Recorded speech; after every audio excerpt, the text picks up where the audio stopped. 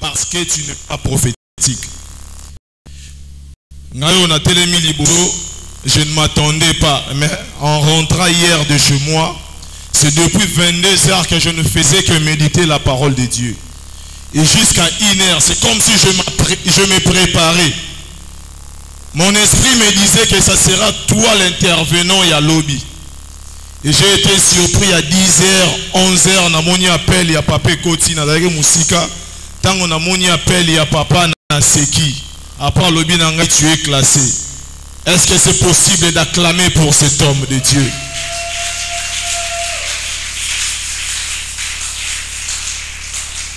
Je profite aussi de l'occasion pour saluer la présence Yabana classe Nabiso. Total respect CP. Est-ce que Robert l'école au Mabogoté? Une génération, on a bien une génération dorée. Ça veut dire quoi? On m'a dit précédent biso. Ba sala papa mabe. Kendo yebisa bango kuna que non c'est l'heure. Oyo komi tango nzamba lobi na ngai. Na lingina pemisa mosali na ngai. Je ne sais pas si quelqu'un comprend cela. Papa komi tango na yo ya repos. Oyo wapi nzamba linga pemisa yo. Et je salue aussi ta présence yo tikindaku. Oye kosangana na biso na oesika. Sans plus tarder nous courons derrière les temps. Car je voulais vous présenter mon jeune frère. C'est lui qui vient après moi. Lui c'est l'artiste Rodriguez Kalonji. Bato batala la théâtre bayebi, il est tout le temps à la télé, azana ba chaîne, asala rana batu nyonso, ba grand nom o boyebi. Est-ce que tu ko bonde la pona liloba? To gumbi mituna biso, to sikali ya kotelema. Seigneur, nous te dédions encore une fois ces moments où nous voulons t'écouter. Personne n'a parlé comme toi, Adonai. Règne en maître en ces lieux. Que tout esprit qui ne confesse pas ton nom, Yahweh Banakozala Musika Nabiso. Que nos pensées restent captifs en ces lieux pour écouter ce que tu as préparé pour nous. Père, je me suis levé, mais utilise-moi comme un simple instrument. Yahweh, je me suis levé, je me souviens dans la Bible. Même Jésus a télémaki pona koloba, envoie-moi. Et si ko ba tebele ba mona ki ezala ki passe. To kabi moment ki to kona maboko na yo. Que ton esprit règne en ces lieux dans le puissant nom de notre Seigneur Jésus-Christ Lobby. Amen. Amen. Est-ce qu'on peut acclamer et faire du bruit?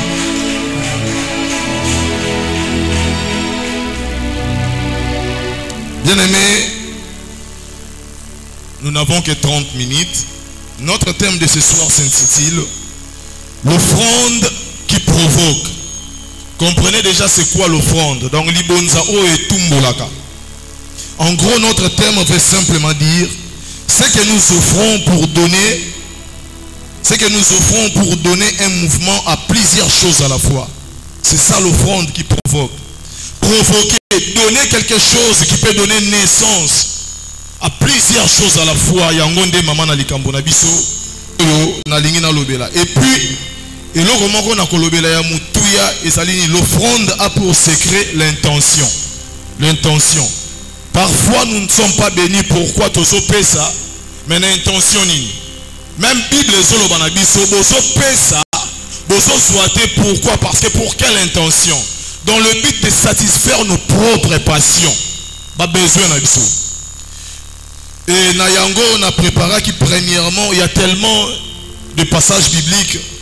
Si le prophète Johnny peut nous aider, nous en avons deux textes de base. Premièrement, nous sommes dans le livre des Proverbes, chapitre 19, et le verset 17. Est-ce que tu as écouté les mapoto honorer la parole qui est en même temps Dieu? Chapitre 19 et le verset 17. Nous lisons. Amen.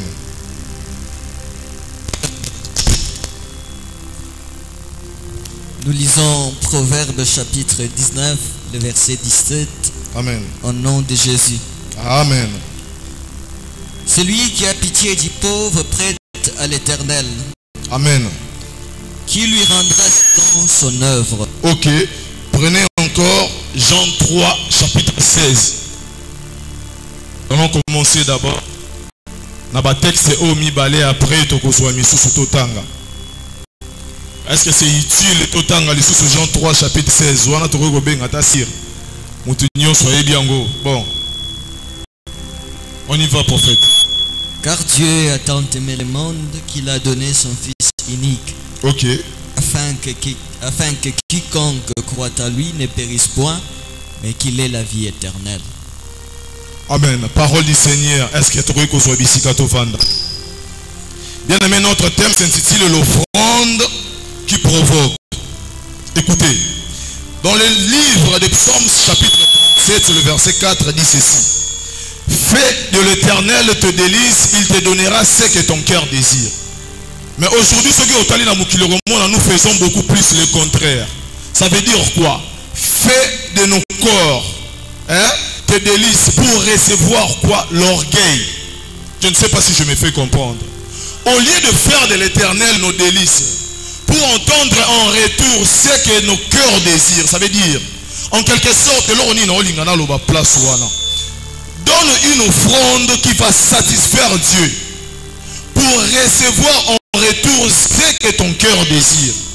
Bien aimé, la Bible nous dit dans le livre des Proverbes, chapitre 19, 17, mutu azopesa mutu moko ya pasi, azosunga mutu na mawa a déficit nzambe. Maintenant, la Bible nous parle du créancier quelque part. C'est qui le créancier mutu anyungu? Okomona ndenge prophète atangi soki okiti na soko comprendre loko moko. Maintenant yo yeko sunga mutu moko mele lisungi. C'est quoi lisungi ono memele o memeli lamba olatisie. Azangi akolia okei opesier, c'est ça l'offrande. Mais tant que yo pesier, si vous m'akomi ezolo banabiso ozo zelani na retour ils ont dit okei au déficit nzambe. Et pendant que je méditais la parole de Dieu, c'est béni nzamba meminga et pas ya évêque. De nature, moi je ne suis pas un flatteur. Depuis que je suis ici, Moutounion, soyez dit. Dieu va me dire ceci. Tu sais quoi, Cédric? Mon serviteur Apo, Aza le col en a secret, mon pas inaïe. Secret n'est aligné, ezali ko yeba ko sala bolam. On comprend? Mais la plupart ba tozoya na tozoya na bitu moko ya ko luka lokola ba flatteur. To luka to ya to siseye. Tozoya na bitu ya ko flatter mais na retour. Biso ba flatteur tozo zolo roté. Mutu azopesa lokola azopesa biso na ngambu kuna zo defisa nzambe namba zo sala ni Nathalie alobi mosali na ngai kaka ndengo zo pesi bango defisa kingai na retour soit. Amen. Amen. Amen, bien-aimé. C'est ça, fait de l'Éternel te délice. On commence d'abord par faire quelque chose. On commence d'abord par flatter les créateurs. Namokili batali sibisonini. Balobi na biso même au royaume des cieux. Babandi koloba na biso nini. Balobi na biso premièrement dans le royaume nous devons chercher ce qui est le privilège. C'est quoi le privilège? On comprend. Et le reste balobi to kosoa lokola matabisi. Offrande. Mais aujourd'hui, nous oublions le privilège. Amen. Bien aimé, on est à la lokola, introduction à Bissou. Dans la Bible, je connais une histoire. Il y a aussi ce qu'on appelle l'offrande de nos lèvres. Amen. L'offrande de nos lèvres, on appelle cet exemple. Nous sommes dans le livre de 1 Samuel, chapitre 9. Prophète, en tout cas, ce qui c'est sur le Bissou. C'est une histoire, je peux dire, connue de tous ou de plusieurs. 1 Samuel, chapitre 1er plutôt, et le verset 9. 1 Samuel, chapitre 1er, le verset 9.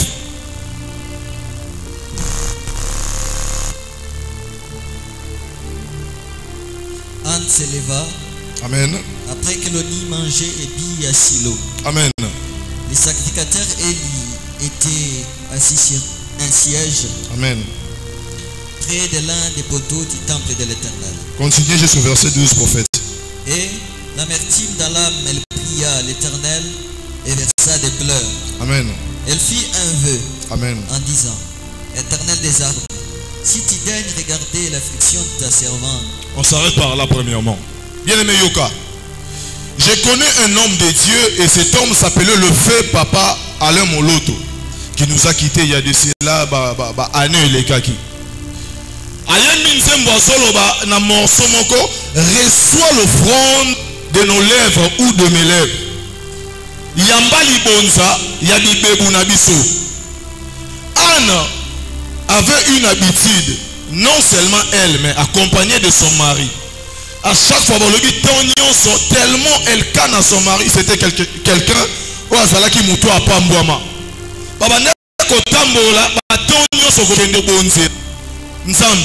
Mais bien aimé, laisse-moi te dire une chose. Malgré Nyonso, Nzamba c'est qui n'a pas été épessa an et loko ou abandé ko lukate. Et na yango ana na kei ko songa wapi na intention loko la prophète a songa ki bisolobi. Intention.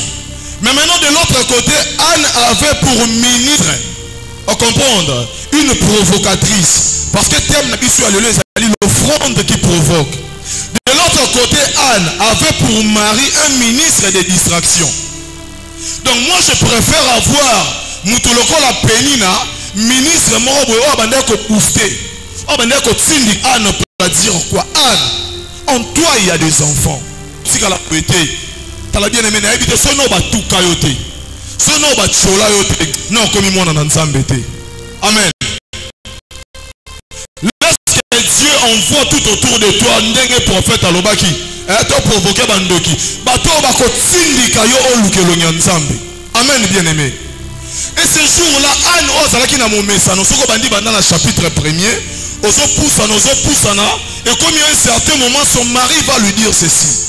Pourquoi pleures-tu ma femme?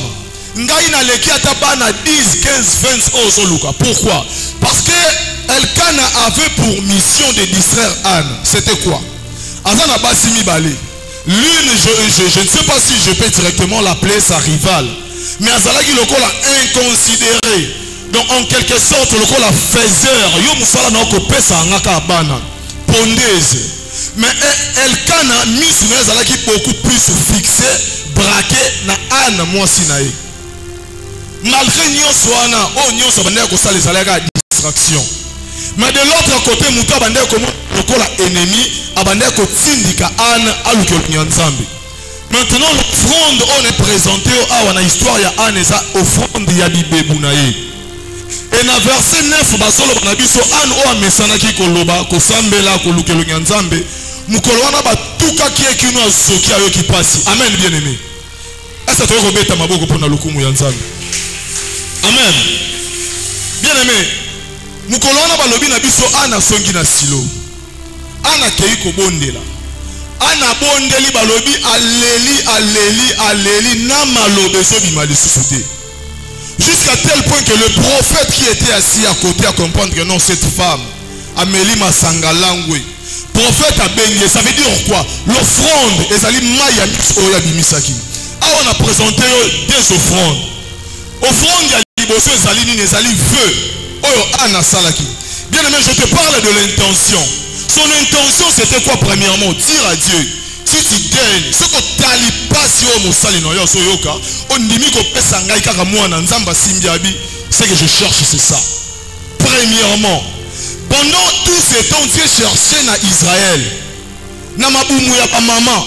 Moi si nini oza capable ya komema poids, ya prophète aurait remplacer le prophète Élie.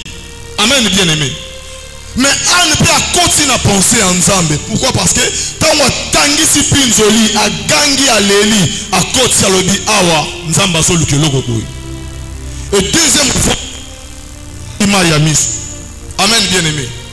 Et tant que bandi na kolaka Nzambe na kosale la yobo na ko tangisa pinzoli Nzamba lobi cette fois-ci na ko pesa yo lokozo luka.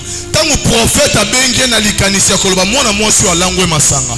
Mais moi, je suis à l'objet de Masangate, Eza Pasi. Donc, ce qui a les lakaté, ce qui a ça la rapé promesse, c'est pas Yanzambe, prophète pas l'ingaki kobenga été. Promesse et Simbi Nzambe, kolela koningi sabibebu nae et pousser prophète à benga pour prophète à pambola et après c'est le quoi soluka. Amen bien. Les exemples sont tellement légion, bien aimé. Dans la Bible, psaume. Le psalmiste, c'est David. Il y avait en Israël quelqu'un que moi j'aime l'appeler beaucoup plus le faiseur de rois.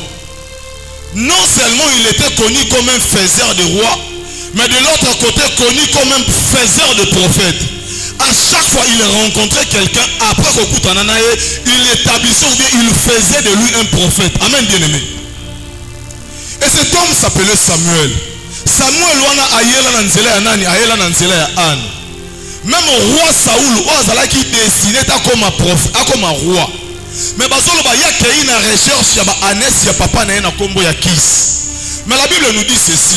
Baso kende ba komi na tango mo basolo ka eloko basolo kezo mona na te. Abeti mto alobi to zonga. Mona musala Ozala ki lokola lisungi ndenge papa tia ki biso alobi na biso je connais quelqu'un ici. Asa prophète maloba nyonso lobaka ekokisa maka. Mais de l'autre côté, Saoul aussi savait c'est quoi l'offrande. L'importance de l'offrande. Bien aimé, l'offrande dans la vie d'une personne. Et ça, je ne sais pas si je me fais comprendre. En ce lieu, je vous présente premièrement notre papa. Yemoko, en tant que Mosali, Amesana Kobonza. Nalongwe Nangambuana. Toyine na Bible na biso. Nalobaki na pona deux textes bibliques. Oyozala lokola oyosunga biso. Premièrement, c'est dans l'ancienne alliance.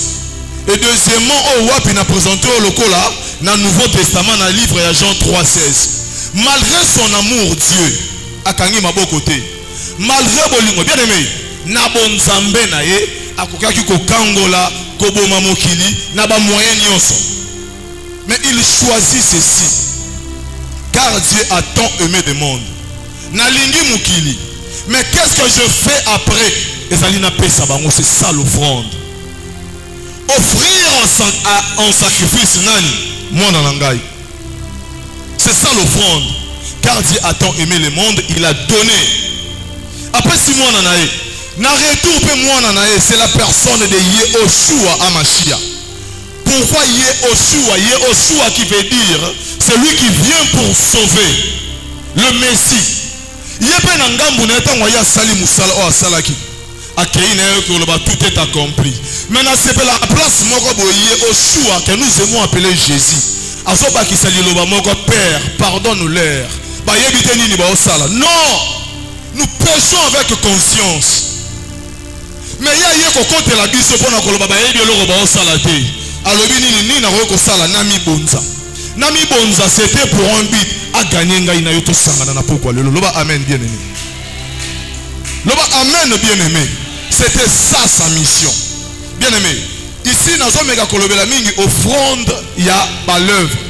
Et parmi yango o esimba kingai mingi esali ba mai ya miso. Voilà pourquoi si nous prenons la Bible dans le livre de Psaume chapitre 126, je ne sais pas si le prophète Johnny peut nous aider encore une fois. Psaume chapitre 126, le verset 5. Qu'est-ce que la Bible nous dit?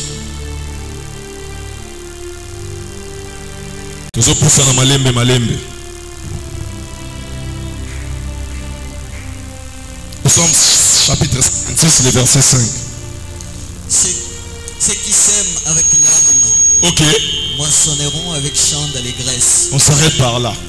Ceux qui s'aiment avec quoi? Bien aimé, je te parle de l'offrande. De l'autre côté, le frère Alain Moloto va nous dire ceci. Reçois l'offrande de nos bouches, de nos lèvres.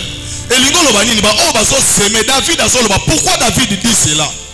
Moutou asala que David a comme roi, c'était le prophète Samuel à l'époque. Mais le prophète Samuel ne ba vanda qui plus ba demeura qui n'a David. Abetela David ma solo na roko kanisa. Alors ba ndenge nini nga na yela mama na nga bande ko botate. Quand le prophète a betela David li solo, voilà pourquoi un jour David va dire ceci. Celui qui s'aime avec larmes. Donc j'aimerais dire à une personne ce soir, est-ce qu'il y a un moutoumora lela déjà mingiao? Est-ce qu'il y a un maman moko lela awa? Je m'en vais dire à une maman, non seulement réveiller ta conscience, mais plus loin ta subconscience. Ça veut dire quoi? On comprendre que c'est possible de récupérer quelque chose que tu as longtemps perdu. Amen, bien aimé. Bien aimé. Moi qui vous prêche. Ça veut dire quoi? Il y avait une femme dans la Bible et cette femme s'appelait Agar. Mbanda oyo asaki esika ya muninga asakapare nango azobota bota. Me balobi na biso mukolo likambo yaki esengelaki bazwa Agar batie mupanzi. Bien aimé. eza na temps moko o wapi mukolo likambo tonga koya même muto azo esika na yo bakotia mupanzi pour recevoir o wapi nzamba bongisa pona yo. Amen, bien aimé. Agar a tié mupanzi écarté dans la course. Pourquoi? Parce que Isaac était déjà là. Mais Agar a cueilli na ngambu moko à comprendre que baloba ki na biso. Bien aimé, la prophétie c'est quoi? C'est prédire. Agar a compris que David a koyaka a kobetelaka liboso lisoda mutu oyo a semé avec l'arme. Agar a comprendre dans le bina ko mona mona nanga kokufa te. De l'autre côté, elle criait, elle poussait des cris. Et tindi intervention en Zamba ya atinda ange nae. Agar, à cause ya fruit, à cause ya offrande ya bibebu nae. Amen, bien aimé. Papa te ibiso awa. Prophète, na pas sa passage moko obeka otanga ngoto roluka to suka na wana topé deux passages. Je suis toujours dans le livre de Genèse. Genèse chapitre 27. Papa se côté a biso récemment 27 et le verset 36. Au soukata na verset 39. Bien aimé tozolo bela offrande. Papa se côté a biso awa histoire au Genèse chapitre 27 verset 36. Écoutez bien aimé. Esaü dit. OK. Est-ce parce qu'on l'a appelé du nom de Jacob qu'il m'a supplanté des fois? Ezaka kapo ba benga ende na kombo ya Jacob yango ayibi ngai to pa kosi ngai mbala male. Il a enlevé mon droit d'aînesse. Abotolinga o senga ngalo ko mona liboso.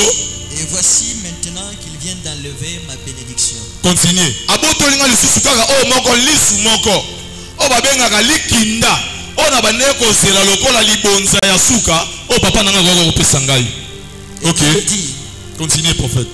Et il dit. Alobi. N'as-tu point raison? OK prophète. Yokanan. Azolo bela papa na je parle de l'offrande. Libonza oyo bongisa ki lipamboli na ngai opesiye. Est-ce que lipamboli moko ya muke tika lisusu te popesa ngai? Papa alobi nini? Yoka. Isaac répondit. OK. Et dit à Esaü.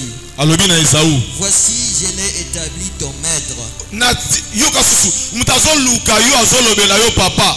Ate loko moko ya muke tikalité. Papa beti sous cette époque na koloba na na kopesa oni tala na commission kutu ya zala mokonzi na yo. Bien aimé. Avant de banda, s'il vous plaît prophète. Maman Nadine a soulevé que loko moko. Ba Jean ya ba serviteur oh maman Nadine a beti biso li solo. Ba étudiant baza ba comprendre. Na réponse oyo wapi Isaac a pesaki mwana na Esaü. Suite na mwana zala nini wana réponse maman Nadine ta yebi. Parce que na boyeka pamba ça ko se comporter lokola o wapi to betaki to tongaki na université na biso. Bon supposons que genre ya serviteur ya bongo awa zeli li pamboli mi balé sekei ayoka siko réponse ya boy continue prophète. Amen. Et je lui ai donné tous ses frères pour serviteurs. OK, na pesi bande konenyo sur lokola bala misala na ye. Je l'ai pourvu de blé et de vin. Na pesi foufou pe vigno. Que puis-je donc faire pour toi, mon fils? Yoka, Isaac Asuki Awa. Bien aimé, je martèle ou je parle plus de l'offrande de nos lèvres. Nabeti li solo na kimi reçoit offrande ya ma ya misu. Mutu azo seme na kolé. Papa Suki Siwana. Ça veut dire quoi? Tout ce que tu cherchais recevoir. Nasi na bonzi yango tope na pesi yango na leki na yo. Oko sale la ye, oko salabwe. Bien aimé, ma komi olobi na biso papa Suki Siwana. Esaü dit à son père. OK. N'as-tu que cette seule bénédiction? OK. Mon père. OK. Bénis-moi aussi. OK. Yoka. Continuez prophète. Mon père. Amen. Et Esaü éleva la voix. OK. Et pleura. Après. Isaac son père répondit et lui dit. Yoka. Bien aimé prophète abandi na biso ko banda na verset 36 a poussani. Balobi na biso malgré change na bango ya maloba solution ezwama kité. Parce que kino papa na yake ndeko loba na tout ce que on a bongisa ki lokola lipamboli na pesi yango ndeko na yo papa suki wana. Mais qu'est-ce que la Bible nous dit na sima na yango? Après que Isaac allait là. Yoka nini papa lobi? Voici. OK. Ta demeure sera privée de la graisse de la terre Ok. et de la rosée du ciel d'en haut. Ok. Tu vivras et ton épée. Ok. En fait, vous pouvez vous reposer. Ma commune rotali sabi solo gomo ya mutuya ezanini. Nazo te ya yo nazo la kisayo. Batu nyonso o bazo lona na kolela. L'offrande, bien aimé. Isaac azeli lipamboli ya liboso ba yibie ki mwana liboso. Ya mibale ba konsie na supu. Ba botoli esu lipamboli o wapi abanda kozela eli kinde pa ya papa. Tango azonga solana papa lobi na pesi nyonso. Mais après avoir crié, après avoir pleuré, Bible solo bana biso langage ya papa est changé.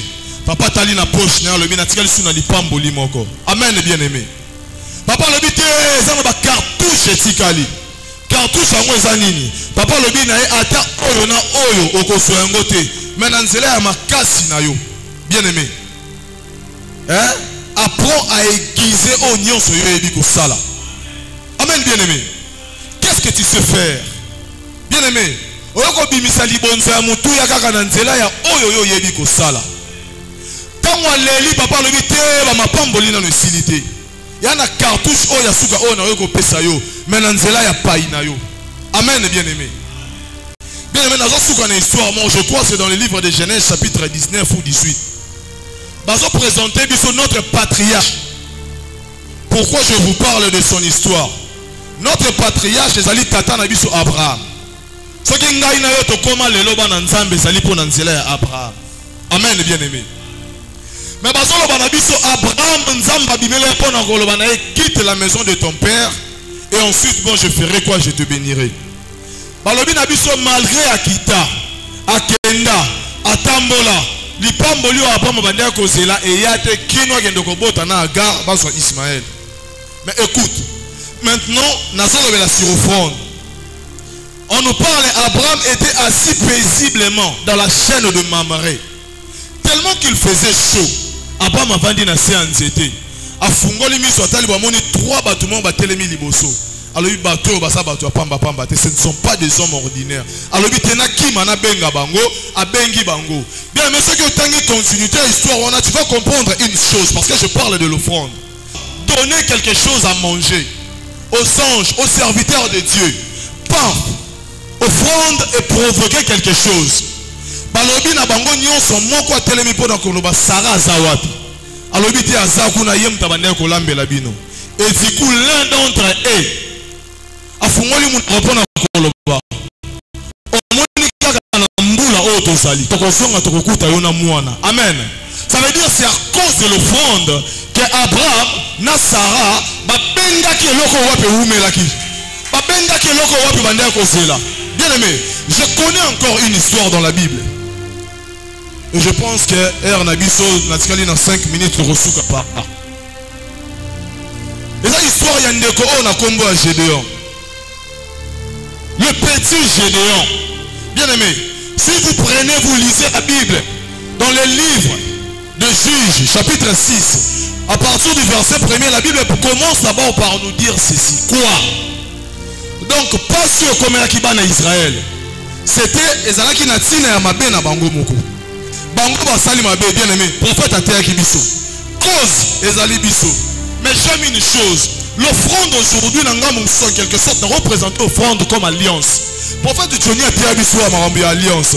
Parfois, Nzamba Kokakotika Biso te parfois, c'est une alliance, moko attachement et alliance. Attachement et offrande. Offrande de ce kangaye. Azolo Banakotika Bango. Mais ba pesangaye. Bien aimé. La Bible, balobi na biso même histoire ya Caïn et Abel.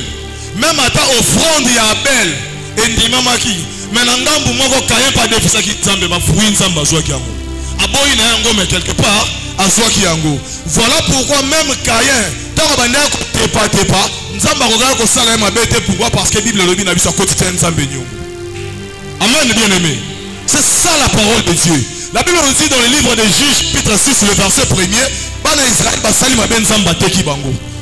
Mais Nzambe on a cause ya alliance à Lucas Tsengeli bango. Mais tant que baye kokuta na Gédéon à partir du verset 9, 10, Gédéon ba bengi voyant un roi atali mukie na ye, atali ndaku na bango a critiquer, à minimiser et loko ezalaki kati na ye. En toi il y a la chose bien aimée. En toi, il y a la chose. Permets-moi de te dire une chose ce soir. En toi, il y a quelque chose de très spécial. Mais j'aime la continuité. Gédéon le dit dans Kaboété. Batalisier, Seigneur. Si réellement les alliés me banangai à permettre à Zonga, n'a même quelque chose. Ange a le dit dans sa va tourner comme ça. Bien aimé. Gédéon a une offrande à Bonziango. Balobi ange a vu qu'il y a Tiango Nicolo. Il y a gâteau. Balobi mote peli ange. Ali moi Gédéon a bangi. Alobi na moni nzambe na misu na ngai malheur à moi. C'est après avoir kobonza. Cette fois-ci ce n'est plus l'ange. Mais nzambe yemoka yoko le Gédéon. Alobi kende na ozala na yo.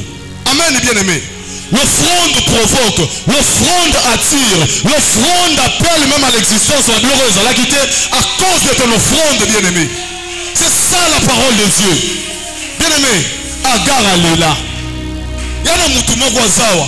Azomitala. À cause de la situation, mais laisse-moi te dire une chose. Non-hostilité. À se comprendre non-hostilité. En fait, je connais une femme dans la Bible. C'est la veuve de Sarepta. Atikala na nini? Et l'autre côté. Mais moi, farine moukier, moi, huile moukier. Mais l'homme de Dieu s'approche de lui pour lui dire, je m'en vais dire à une personne, même le pain qui te reste, donne ça à Dieu. Qu'est-ce qui te reste? Je ne sais pas c'est quoi. C'est quoi? Bien aimé, je sens, c'est comme si le prophétique montait en moi. Maman, maman.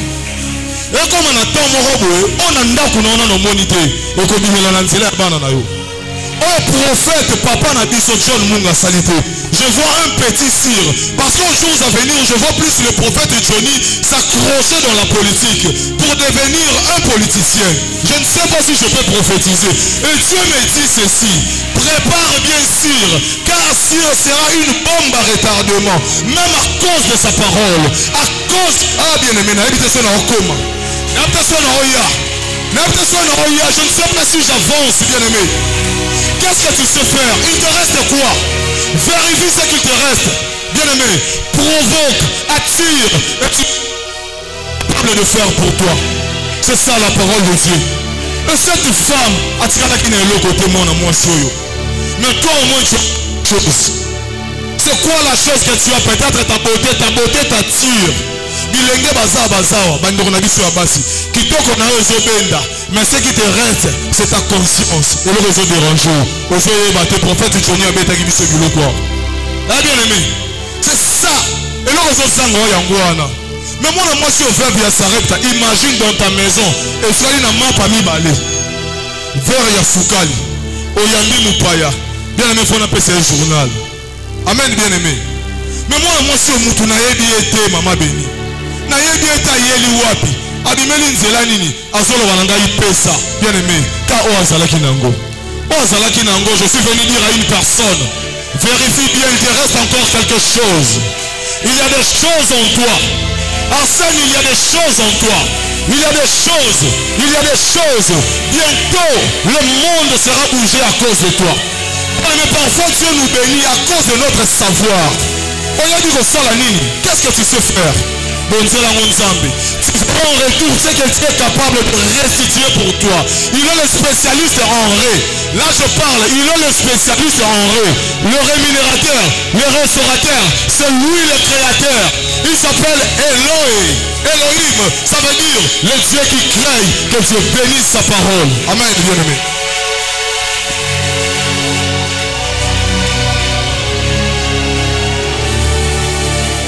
Gloire à Dieu. Non, beta yango bien, beta yango bien. Beta yango bien. Beta mamoko bien. Alobi kitoko. Tala bilemo ya formation. Non, beta mamoko bien.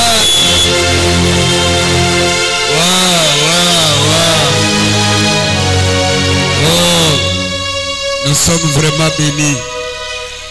Dieu te pamboule. Protocole attaque ou même la Bible exacte. Bino vous autres sanctionné. Chers frères,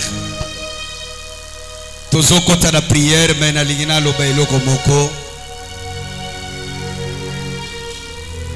oyo toteyami lelo eza tellement secret ya bénédiction tolingaka bénédiction mais toyebaka te nini eprovokaka bénédiction réponse eza na mateya ya lelo. Si tu aimes la bénédiction sans provoquer cette bénédiction, elle restera spirituelle.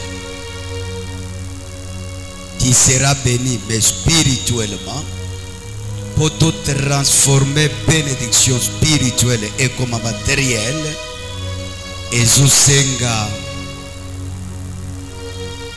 tous à disposition à décision, Yakobonzela Nzambe. Amen. Magie exacte.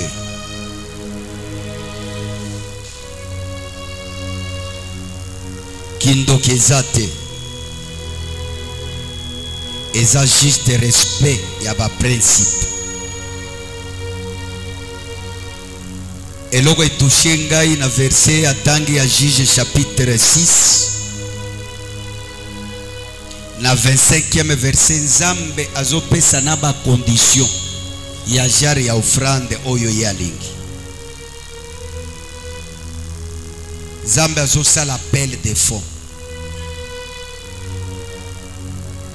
Yo odutaka ke Nzambe asala appel de fonds te tanga mokanda wa. Nzambe asali appel de fonds. Au détaillé na offrande oyo yali. Chers frères, mokoloko comprendre réalité wana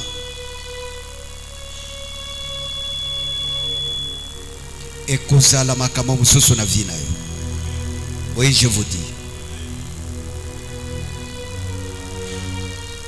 Je suis parmi les gens qui croient que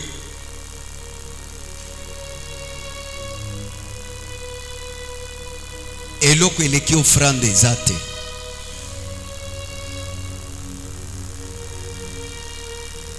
Po eloko Nzambe ye moko asala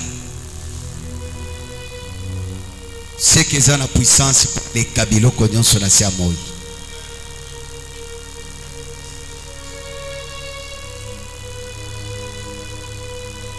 Bible bakisi elobi oyo abombaka trop a continuaka kozala pauvre. Soki olingi ozala pauvre na vie na yo bandaka kobomba bomba.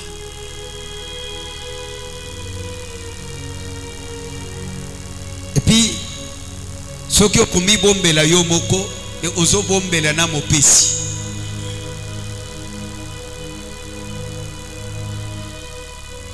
Na pokwa ya lelo na déclarer tika ba offrande nyonso sala na vie ekanga na biso ya Nzambe. Amen wana e convaincre ngate. Aloba amen ya mwana ya église. Na bandeli deja na passé na yo oyo nyonso bonzela Nzambe tika eganga e créer miracle moko exceptionnel. Et puis soki olobi amen kolega voisin na yo ba miracle oyo komema yo na bénédiction ebanda na kati ya vie na yo. Eza na période moko ozanga me ozwa oyo ozala nango opesa yango na Nzambe.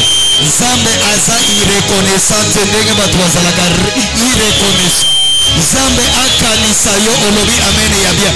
Na lobi oyo osalela Nzambe Nzambe abanda kokanisela yo.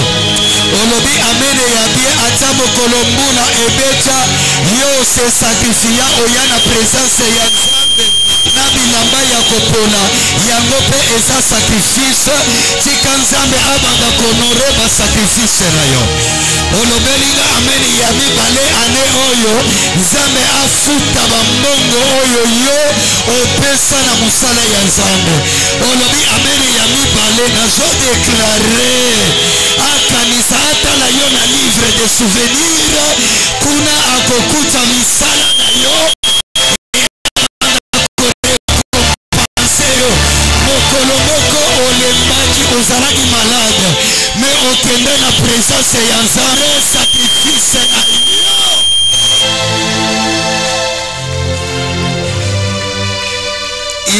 oyo kiono eya mibale mukanda touché ngai muteya lobi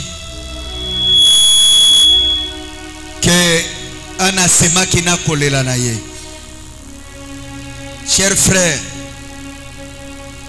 c'est cela le secret de ma bénédiction pour ceux qui me demandent. Même avant qu'il na uti kopesa na pesa combien? $100. Na yebisio ni ndenge nini ya kopesa yango. Avant qu'il $60 oyo okopesa boye, okopesa boye, okopesa boye, okopesa boye. Bien aimé, soki nzambe apesi nga a existaka te oro azali. Alléluia. Alléluia. Na tomboli loboko na nga na déclaré oyo kobonzela liye lelo ebundela yo na bamalade oyo eza na nzoto na yo. Tala eza na bamoma mosusu obeli bakomprime esimbi te osakrifie apres malade elungwe. Oluki musala esimbi te osakrifie apres musala eye. Loba ameri ya makasi na yo kayo. Loba ameri ya makasi na yo kayo. Na tomboli loboko na nga na déclaré na pokwa ya lelo oyo kopesa nzambe a récompenser yo au centuple au nom de Jésus.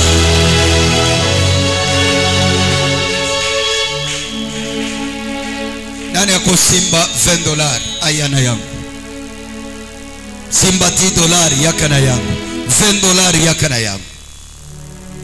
Soki nzambe atindi liloba c'est parce que alingi asalela mutu moko alongola mutu moko na cycle moko akotisa ye na cycle mususu. Il y a plus de bonheur à faire quoi? À donner qu'à recevoir. Na sana mutu moko azwa $20 na ye. Soki pe et troublé yo olobi $50 na ngana ke ko pesa ya. Chaque fois nzambe atinda kaliloba liloba wana ekangola kabatu.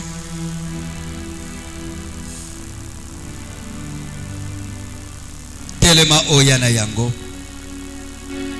Telema na sacrifice na yo. To ya tolobela bobele liloba moko. Peut-être lelo eza vendredi de France. Peut-être nzambe a utilisé serviteur na ye poto kangola mape sur le plan financier. Bien aimé, amokili oyo mwa mbongo pe salaka bien. Ata uzana ngoy belete ata muke ezanga te. Soki ezali ata ya mwa muke edimini waka kimotema mabe. Tchelema na $10 na yo. $10 même en francs, ils ont 20 000 francs. Et nana kitia 22 000 francs congolais. Nato ya banque 23. Voilà. Mama Tchelema wana nani mususu. Oya koya na $10 na yo. Tozana mutu ya mibale. Tala batu nyonso bapesa kaizate bazana yango. Apesi exemple moko etouché ngai. Mwana mwasi wana ya veuve pendant une période de famine na période ya nzala. Période ya nzala oyo ba mama bazolia bana na bango. Bazui mwana ya oyo balie. En espérant que lobi tokolia mwana pe ya oyo. De période wana prophète Elia zobima. Et puis akuti ya zolo kotabakoni. Prophète alobila melanga nalia. Soki ezalaka yo bien aimé. Mwana mwasi wana zo expliquer prophète alobi. Natika leka na mwandambo ya farine. Na mwandambo ya mafuta. Nazo zela. Na lokota bakoni oyo nalia yelamba nalia ngana mwana nangai. Après tout c'est la liwa. Prophète alobi pesangana nongana lia. Micha menana postiri ya mwana mwasi wana. c'est supposé que moi na fandi awa na mama na ya fandi wa na bazana papa te, peut-être moi na chaki même loboko na litama et prophète azozwa biloko wana azodunda yango azolia yango alipe ameli mai mais suite nde eza importante. Bible zoloba mafuta ezanga kite na ndako ya mwana mwasi wana pe farine ezanga kite na ndako ya mwana mwasi wana. Bien-aimé dans le Seigneur, lelo nano nzambe akangola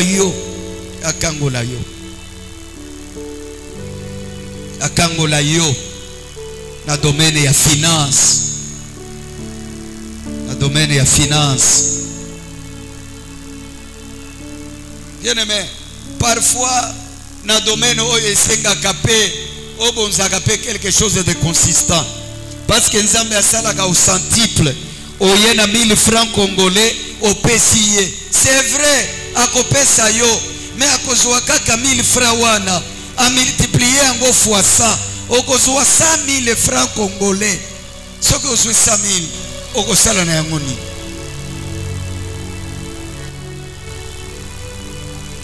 Et soki apesi yango nyonso te akozwa pe ndambo ye apesi yo, ndambo mosusu abombeli yo, nde ozomikuta vi mobima na ba 50 000 ba 100 000 ezoya par rapport ya oyo yo ozopesa. Ezoya par rapport ya oyo ozopesa. Topesaka te po tovwatisa ba pasteur nalinga nalongola mentalité wana, mais topesaka mpona kohonore parole ya nani? Ya Nzambe. Nde eloko topeselaka.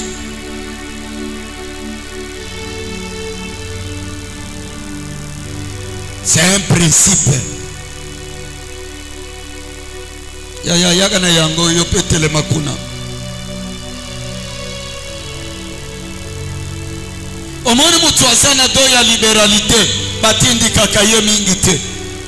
Mutu azana likabo ya kopesa esala kondire na makila.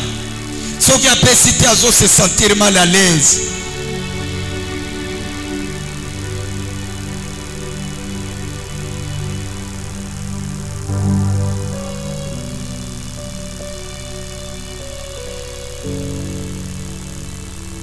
Peut-être otikaleka na yango, peut-être pe ezana eme pesa na yo, ezana orange mani na yo, obomba yango, me olobilite ya lelo etoshe ngai na ke kopesa yango po Nzambe akanisa.